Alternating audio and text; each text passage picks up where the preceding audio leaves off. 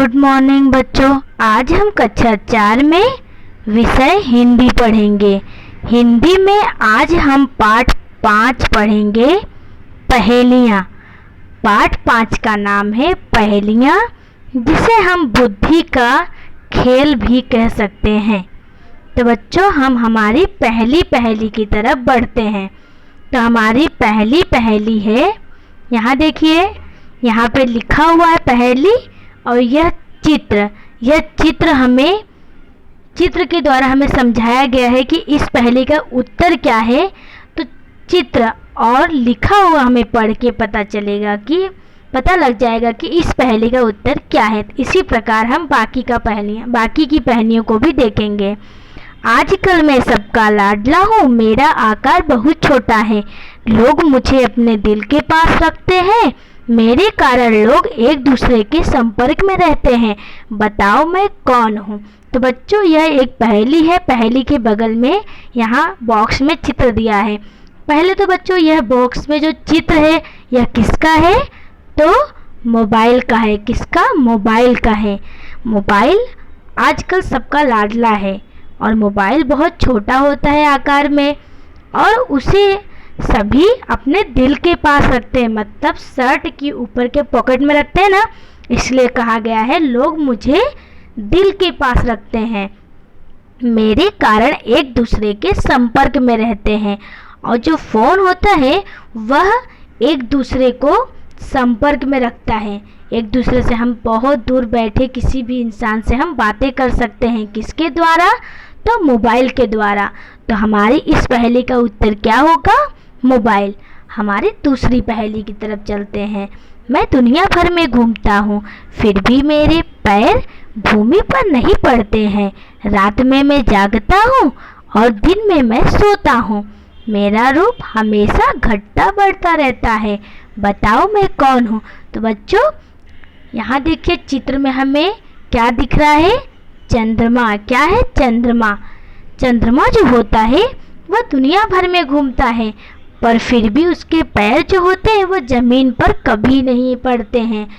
और चंद्रमा रात में अपनी चांदनी फैलाता है और दिन में सो जाता है। और चंद्रमा का रूप, जो चंद्रमा होता है वह हमेशा घटता बढ़ता रहता है, मतलब कभी पूरा गोल होता है, कभी कम, कभी ज़्यादा। इस प्रकार चंद्रमा हमेशा घटता बढ़ता रहता है। तो इस पहेली का उत्तर क्या होगा? चंद्रमा। आगे हमारी तीसरी पहेली। मैं अपने मुंह आग उगलता हूँ, महिलाएं मुझ पर ही दूध गर्म करती हैं, चाय बनाती हैं तथा खाना पकाती हैं, मैं प्रदूषण नहीं फैलाता हूँ, बताओ मैं कौन हूँ।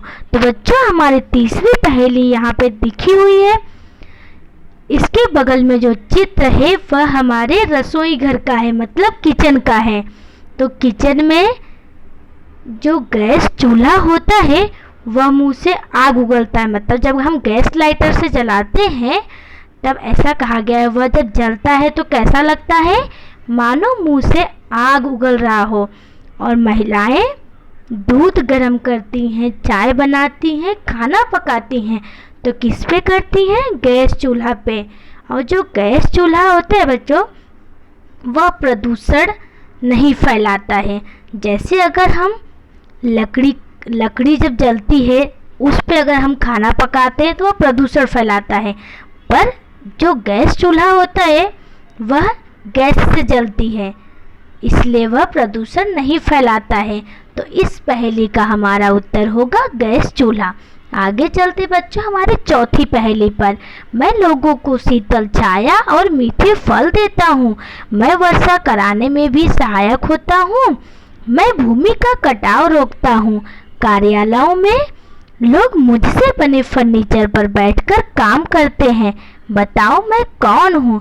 तो बच्चों, जो यहाँ देखिए पहेली के बगल में एक चित्र दिया है, वह चित्र किसका है?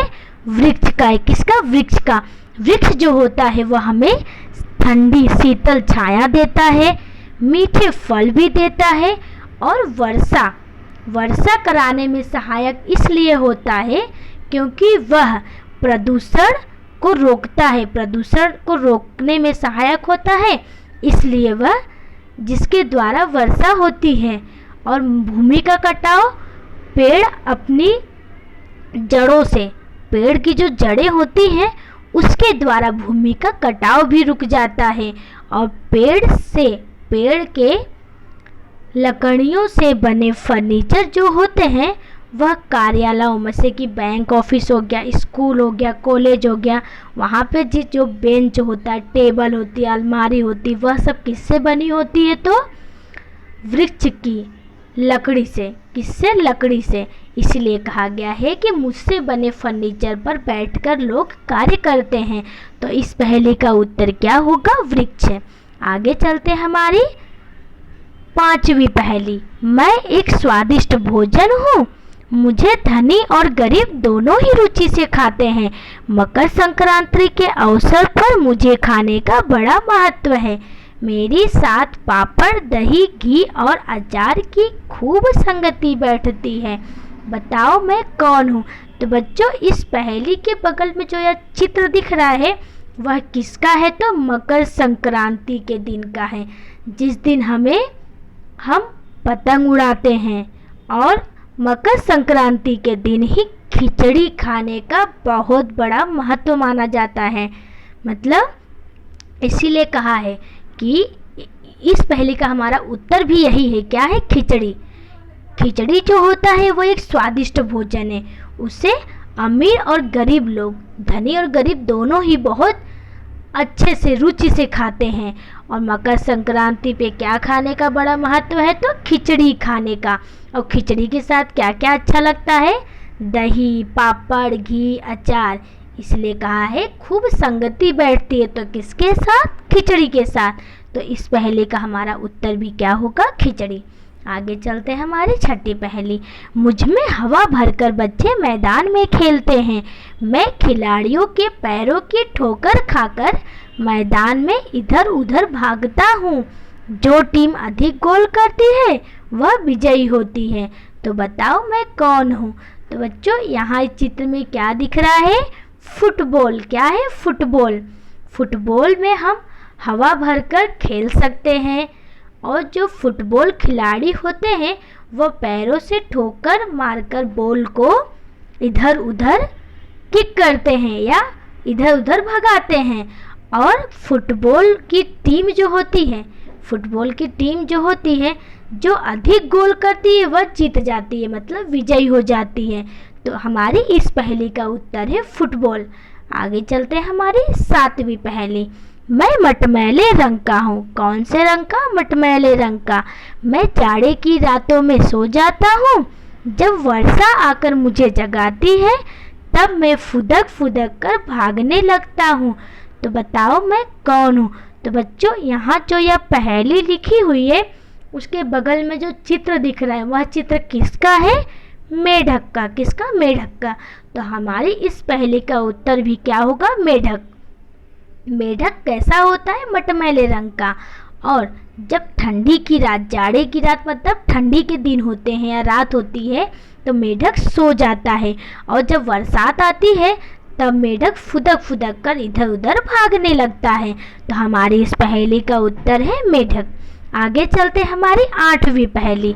मैं वसंत ऋतु की गायिका के रूप में बहुत प्रसिद्ध हूँ, किंतु मैं अपनी धूर्तता के लिए भी प्रसिद्ध हूँ। मैं अपने अंडों को कौवे के घोंसले में डाल देती हूँ, वही मेरे शिशुओं का पालन पोषण करता है। बताओ मैं कौन हूँ? तो बच्चों, हमारी इस 8वीं पहेली का उत्तर क्या होगा? जो यह चित्र में एक पंछी का चित्र दिख रहा है वह पंछी कौन सा है? कोयल है। क्योंकि कोयल वसंत ऋतु मतलब वसंत ऋतु में कोयल गायिका के रूप में प्रसिद्ध है। मतलब कोयल अपनी सुरों की, अपनी गानों की वजह से बहुत प्रसिद्ध है, किंतु वह अपनी धूर्तता मतलब गलत कामों के लिए भी प्रसिद्ध है। कि वह गलत क्या करती है? तो वह अपने अंडों को कौवे के घोंसले में डाल देती है, वह उसकी धूर्तता होती है। और बेचारा कौवा वह उसके शिशुओं का, बच्चों का लालन पोषण करता है, मतलब पालन पोषण करता है। तो हमारी इस पहेली का उत्तर क्या होगा बच्चों? कोयल। बच्चों, आज का हम यहीं पे ये पाठ पूरा करते हैं। धन्यवाद।